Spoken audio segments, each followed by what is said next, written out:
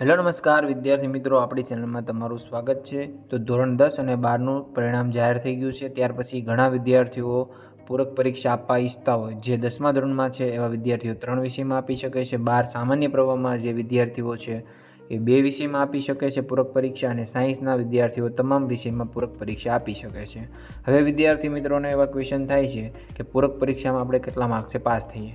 તો વિદ્યાર્થી મિત્રો, તમે રેગ્યુલર સ્ટુડન્ટ તરીકે એક્ઝામ આપી હતી માર્ચ 2024માં, ત્યારે જેટલા માર્ક્સે પાસ થતા હતા એટલા માર્ક્સે જ પાસ થશો, એવી જ પેપર સ્ટાઇલ હશે, બધું જ એવું જ આવશે, એટલે ટેન્શન લેવાની જરૂર નથી।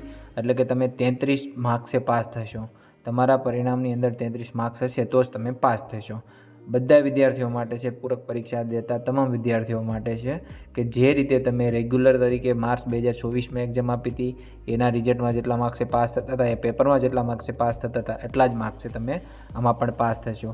એટલે ટેન્શન લેવાની જરૂર નથી, તમારે રિઝલ્ટ અને બધું જ એવી જ રીતે આવશે, તમારે માત્ર તૈયારી કરવાની છે। અને બહુ બધા ક્વેશ્ચનો તમને હોય છે તો એના રિપ્લાય પણ હું આપું છું, પણ તમે વિડીયોને લાઇક નથી કરતા તો વિડીયોને લાઇક જરૂર કરી દેજો।